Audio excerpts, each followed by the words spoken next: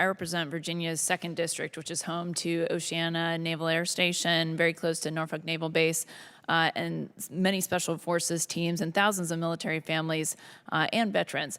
We know that 80 to 85% of new recruits have family members that are in the military.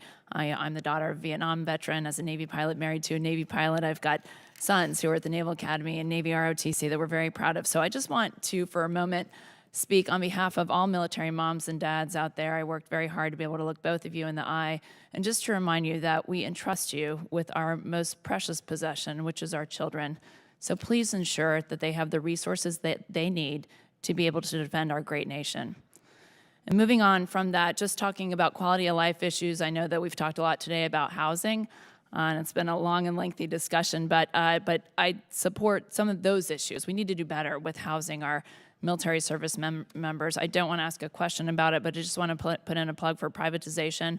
I know that we're budget constrained, so how can we think outside the box? We have a lot of great supporters of the military, especially in my district, who would love to be able to do things like provide housing. How can we use those private partnerships just to be able to house our military, especially our enlisted men and women who are unaccompanied, you know, charging them for Wi-Fi and barracks. We've got 3 condemned barracks at NAS Oceana. This is unacceptable.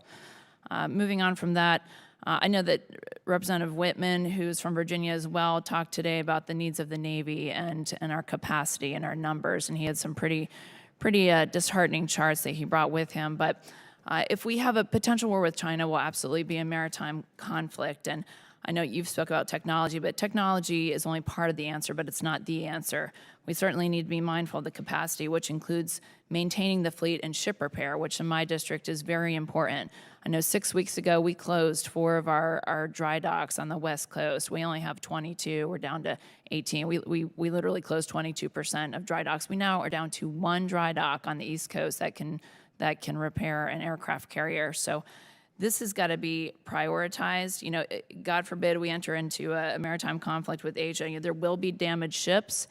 We have no salvage capability, I know, out there. So what are you doing, and what is your just prioritization of ensuring that our ship repair industry just has the resources they need to be able to provide and keep these old ships at sea?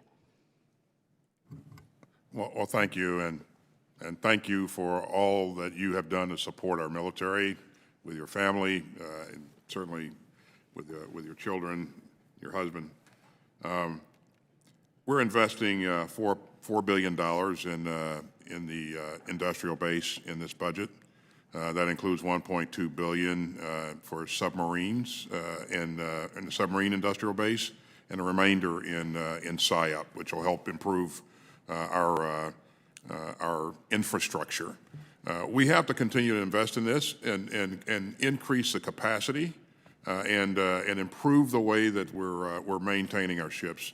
And get more of them to the operational level. That's a focus of the CNO. He is absolutely focused on this, and I think hopefully we'll see some returns on his investment here in the near term. So. You know, last week we witnessed the 40th meeting between President Xi and President Putin over the last 10 years.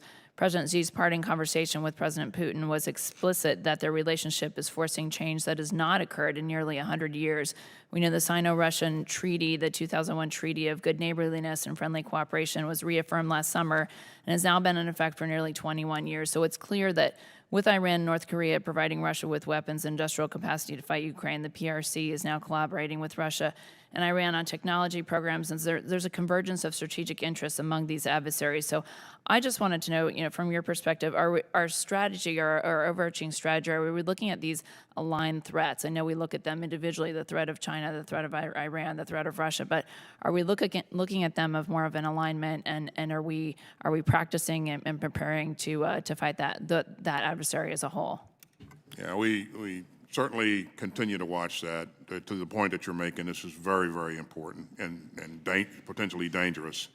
We know that they have a relationship. We wouldn't say that they have an alliance at this point, but this is certainly something that we'll remain focused on. Thank you, and I yield back, Mr. Chair.